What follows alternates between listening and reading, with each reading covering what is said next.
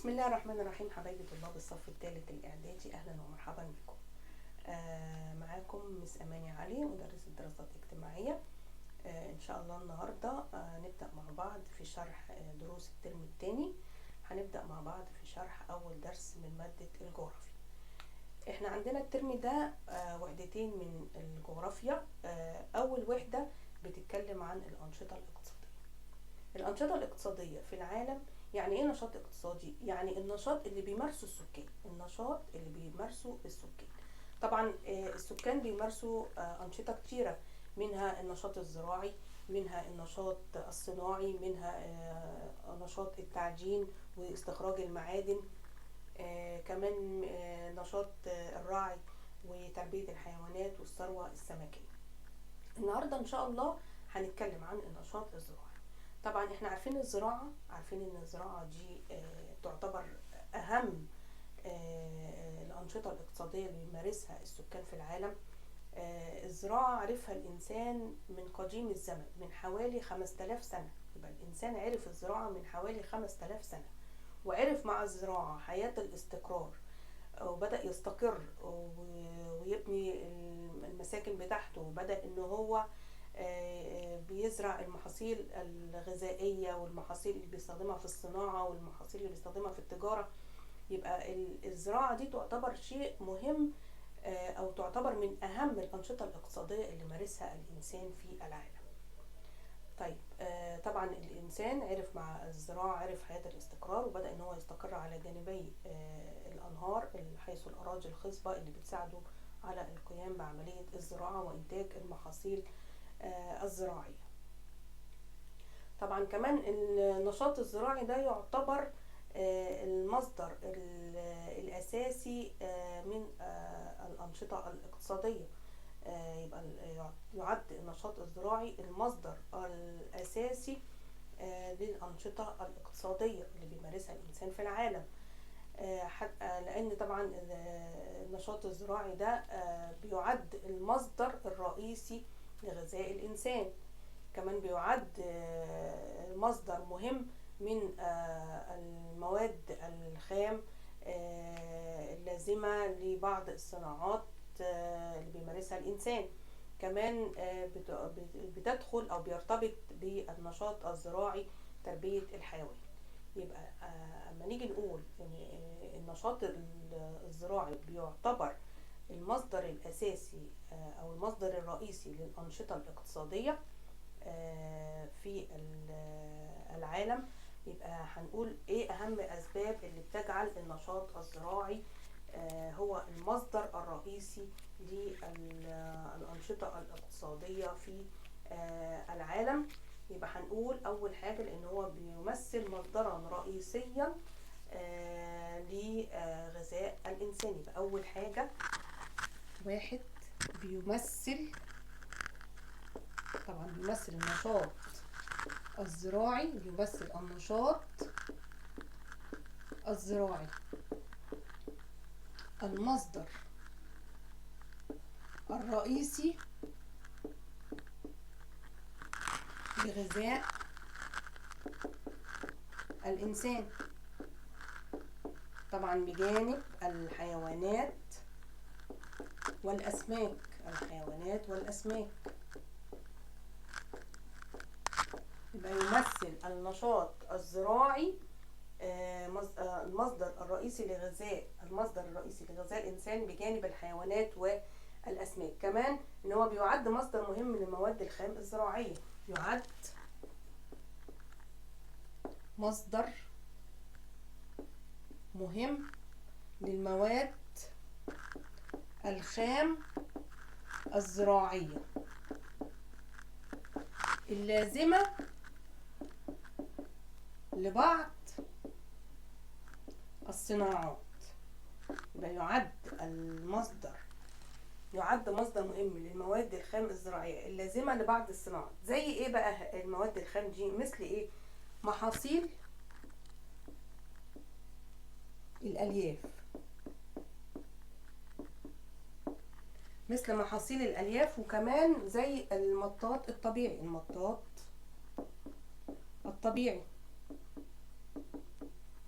بمحاصيل الالياف اللي هي زي القطن، محاصيل الالياف اللي هي القطن والكتان والجود، القطن والكتان والجود اللي بتدخل في صناعة المنسوجات، التي تدخل في صناعة المنسوجات.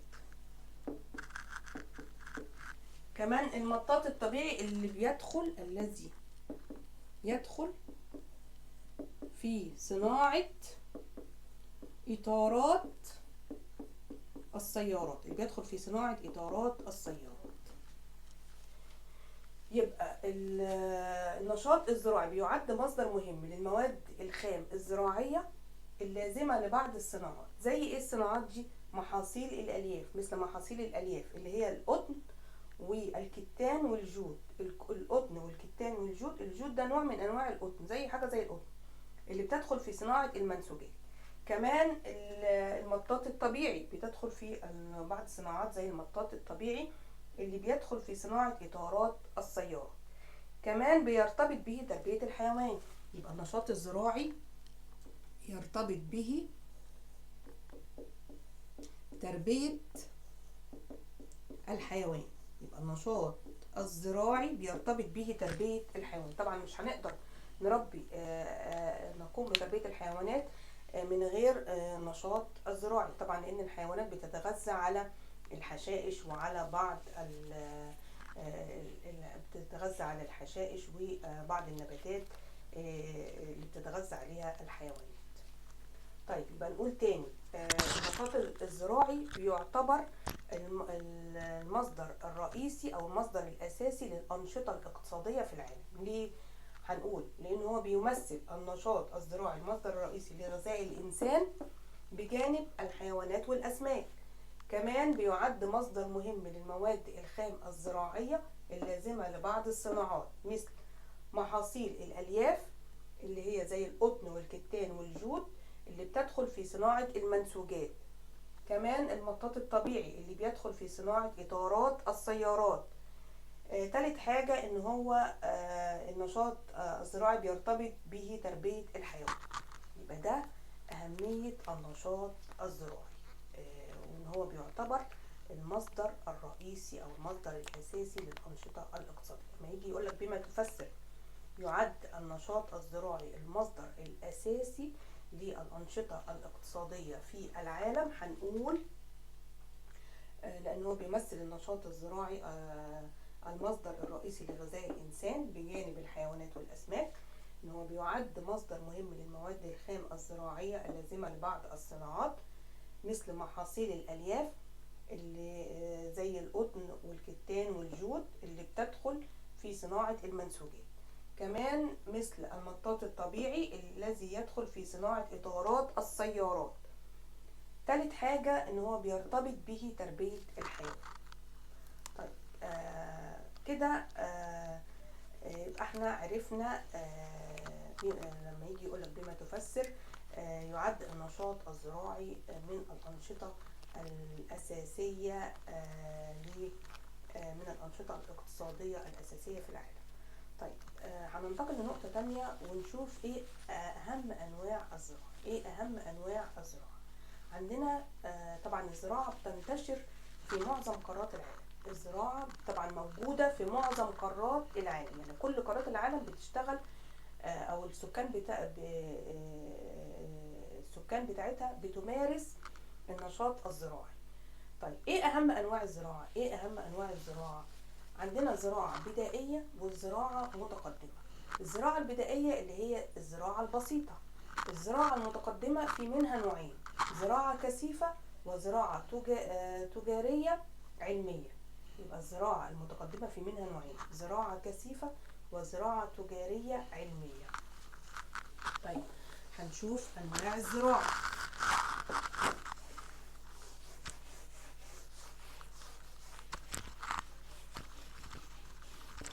أنواع الزراعة.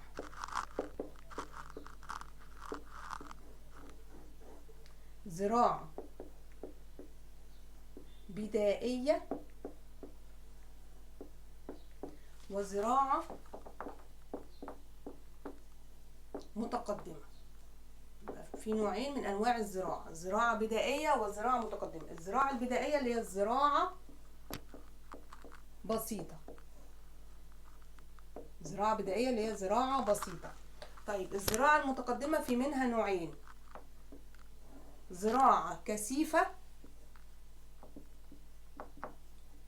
وزراعة علمية تجارية علمية. يبقى انواع الزراعة نوعين، زراعة بدائية وزراعة متقدمة. الزراعة البدائية اللي هي الزراعة البسيطة، والزراعة المتقدمة زراعة كثيفة وزراعة علمية تجارية. طيب اما نيجي نتكلم عن الزراعة البدائية، طبعا كل نوع من انواع الزراعة بيكون ليه خصائص، وبيكون ليه المناطق اللي بيزرع فيها، وبيكون ليه اهم المحاصيل. يبقى احنا هنتكلم عن كل زراعة ونشوف اهم الخصائص بتاعت كل زراعة، وهنشوف اهم المحاصيل، وهنشوف المناطق اللي بيتزرع فيها هذه الزراعة. طيب اما نيجي نتكلم عن الزراعة البدائية اللي هي زراعة بسيطة، هنتكلم عن الخصائص بتاعتها. اهم خصائصها ان بيعمل بيها عدد قليل من السكان. يبقى بيعمل بها عدد قليل من سكان العالم. كمان ان هي ضيق المساحة المزروعة، يعني المساحة المزروعة بتكون مساحة ضيقة وبتكون متباعدة، تتباعد عن بعضها. يبقى ضيق المساحة المزروعة وبتكون بتتباعد عن بعضها. بنستخدم فيها طبعا بنستخدم فيها ادوات بدائية بسيطة. يبقى الزراعة البسيطة بنستخدم فيها ادوات بدائية بسيطة. كمان ان هي بتكون بتزرع لسد احتياجات السكان الغذائية. يبقى بنزرع الزراعة البسيطة دي عشان بنسد بيها حاجة السكان الغذائية، طبعا اللي هم يعني بتعتبر زراعة للسكان المحليين فقط. بتكون زراعة للسكان المحليين فقط، وما بيكونش لا يوجد منها فائض للتصدير. يبقى تعتبر بتوفر الاحتياجات اللازمة للسكان المحليين ولا يوجد منها فائض للتصدير. يبقى لما نيجي نتكلم عن خصائص الزراعة البسيطة، يبقى أهم خصائصها أول حاجة إنها يعمل بها عدد قليل من سكان العالم. يبقى بيعمل بيها عدد قليل من سكان العالم. تاني حاجة إنها بنستخدم فيها أدوات بدائية بسيطة. نستخدم فيها آلات بدائية بسيطة. يبقى نستخدم فيها أدوات أو آلات بدائية بسيطة. كمان إن هي ضيق المساحة المزروعة بها. ضيق المساحة المزروعة، ضيق المساحة المزروعة وتباعدها عن بعضها. يبقى المساحة المزروعة فيها الزراعة البدائية بتكون مساحة ضيقة وبتتباعد عن بعضها. كمان ان هي بتكون لسد بتوفر الاحتياجات الغذائية اللازمة للسكان المحليين. 4 توفر الاحتياجات اللازمة للسكان المحليين ولا يوجد فائض للتصدير. مفيش فائض للتصدير. لما نشوف اهم خصائص الزراعة البسيطة، اول حاجة بيعمل بيها عدد قليل من سكان العالم.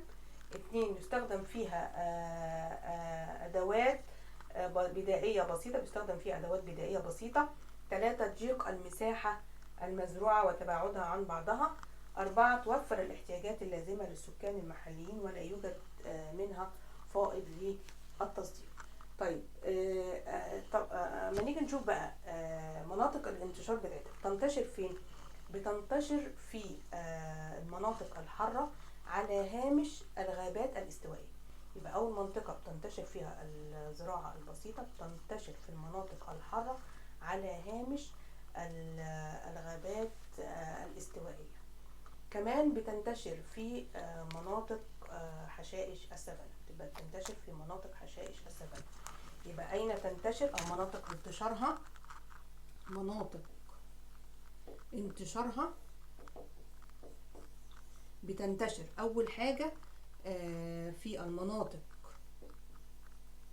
الحارة على هوامش.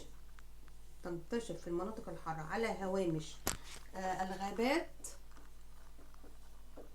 الاستوائية. كمان تاني حاجة بتنتشر في بعض حشائش السافانا. بعض حشائش السافانا. طبعا احنا عارفين ان السافانا دي بتحتاج الى لزراعتها بتحتاج الى المناطق الحارة. طيب ايه اهم المحاصيل بقى من الزراعة البسيطة؟ ايه اهم المحاصيل؟ طبعا اهم المحاصيل الذرة، الموز، الكثافة. الكثافة ده نوع من النباتات اللي بتحتاج الى مناطق الحارة لزراعتها، وان الجذور بتاعتها بتكون جذور غنية بالنشويات. يعني الكثافة دي نبات بيزرع في المناطق الحارة، والجذور بتاعته بتكون غنية بالنشويات. كمان نبات اليام. نبات اليام ده بيعتبر من الضرنات، اللي هو زي البطاطس والبطاطا. يعني بتكون ضرنات زي نبات البطاطس والبطاطا. وبيزرع اليام ده وبيجفف وبيطحن وبيصنع منه الخبز. يبقى أهم المحاصيل الزراعة البسيطة الذرة والموز والكثافة واليام. يبقى احنا كده عرفنا الزراعة البسيطة، الزراعة البدائية البسيطة.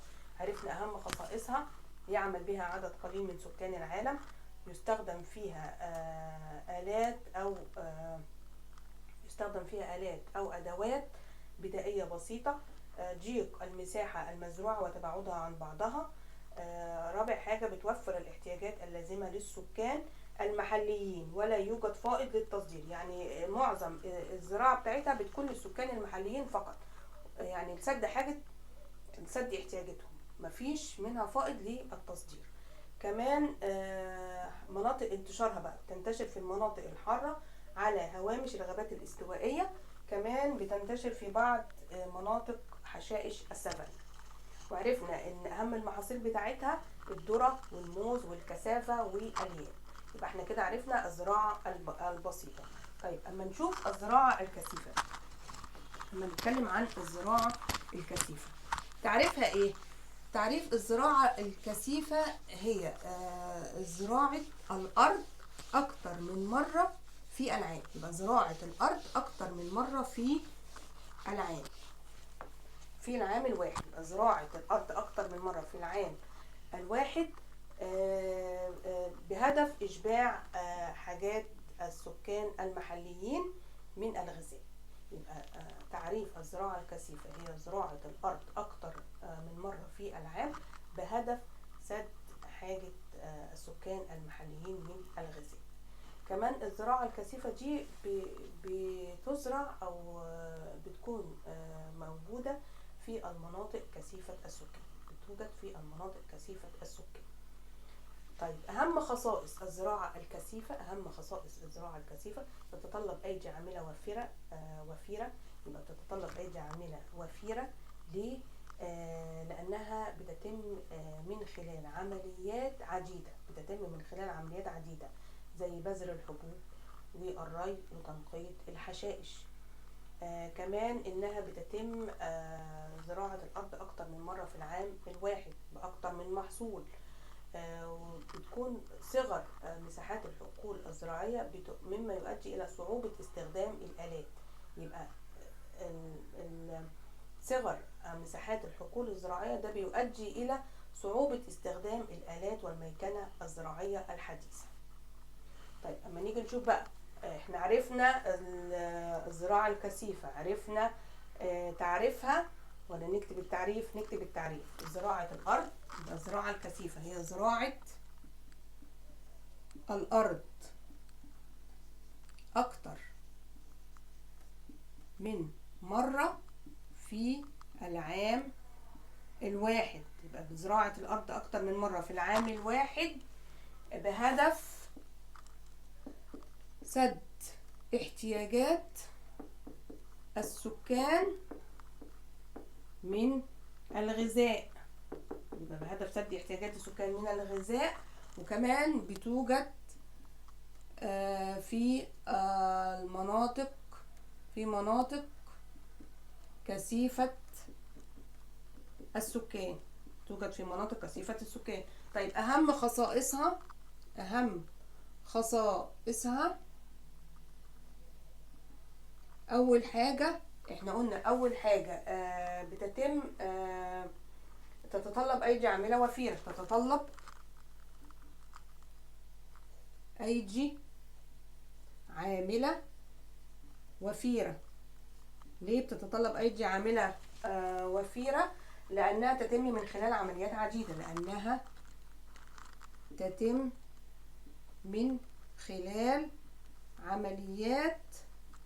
عديدة.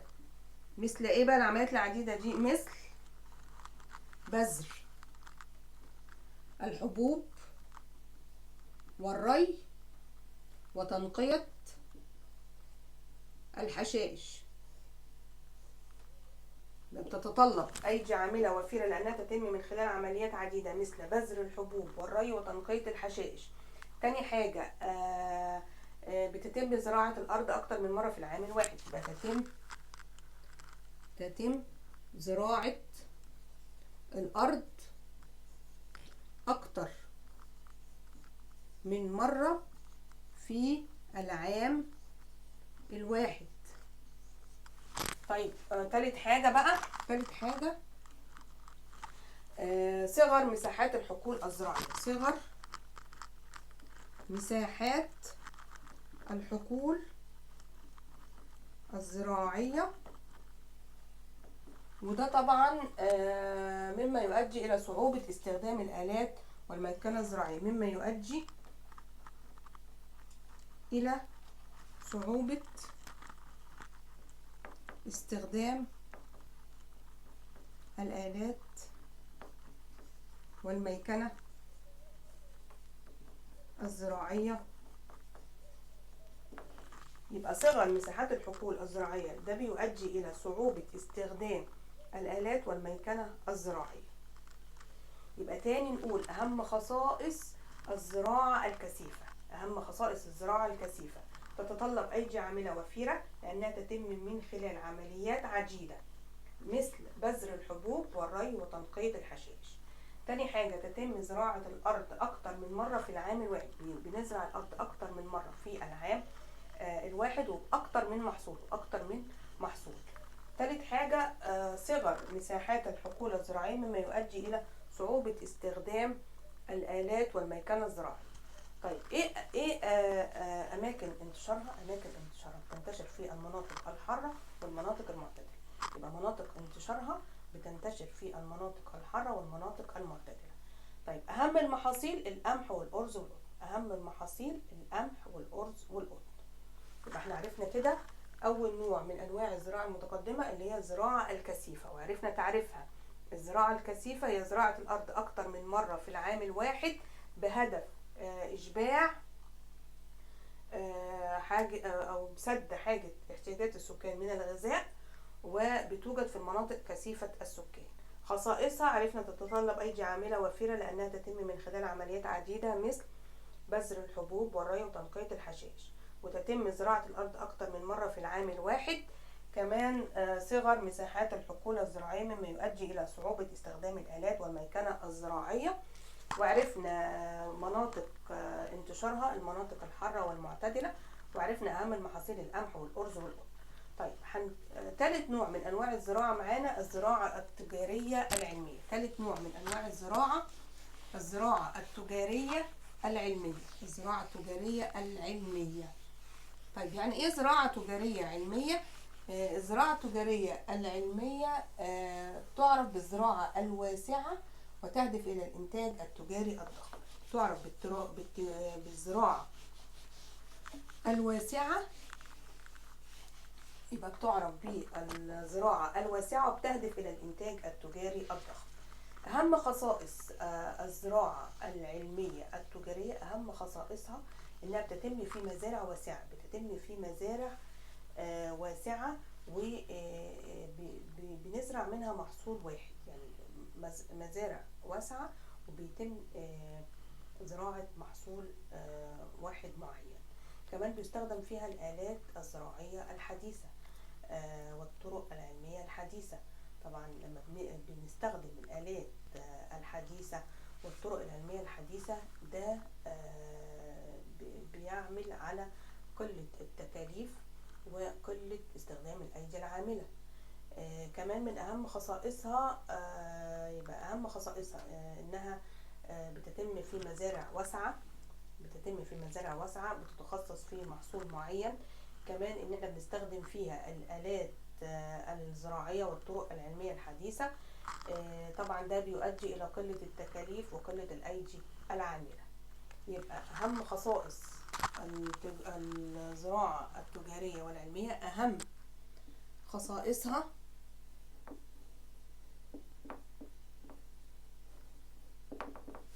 أول حاجة عرفنا إنها تتم في مزارع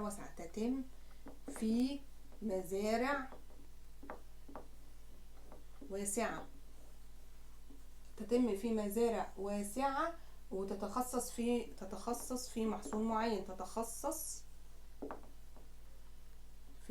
محصول معين. تاني حاجة بتستخدم فيها أحدث الآلات الزراعية، تستخدم فيها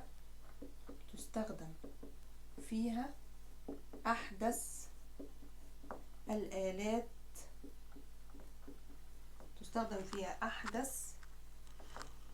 الآلات الزراعية والطرق العلمية الحديثة. يستخدم فيها أحدث الآلات الزراعية والطرق العلمية الحديثة، وده ترتب عليه قلة التكاليف وقلة العمالة الزراعية. طيب أماكن انتشارها بتنتشر فين؟ بتنتشر في جنوب شرق آسيا حيث مزارع الشاي والمطاط. بتنتشر في أمريكا، بينتشر زراعتها في أمريكا الشمالية، خاصة في الولايات المتحدة الأمريكية اللي بتتوفر فيها مناطق زراعة القمح والقطن. كمان بتنتشر زراعتها في أوروبا حيث مناطق زراعة القمح. يبقى أهم مناطق انتشارها أو أماكن انتشارها بتنتشر في جنوب شرق آسيا حيث مزارع المطاط والشاي. كمان بتنتشر في أمريكا الشمالية وخاصة في الولايات المتحدة الأمريكية حيث مناطق زراعة القمح والقطن. كمان بتنتشر في أوروبا حيث مناطق زراعة القمح. يبقى أهم محاصيل الزراعة التجارية العلمية المطاط والشاي والقمح والقطن. يبقى احنا عرفنا كده أهم أنواع الزراعة. عرفنا الزراعة البدائية اللي هي الزراعة البسيطة، وعرفنا الزراعة المتقدمة اللي بتنقسم إلى نوعين، الزراعة الكثيفة والزراعة التجارية العلمية. يبقى احنا كده النهاردة خلصنا شرح أول جزء من الدرس الأول، يعني لسه في تكملة للدرس الأول. وتابعوني. كانت معاكم مس أماني علي، والسلام عليكم ورحمة الله وبركاته.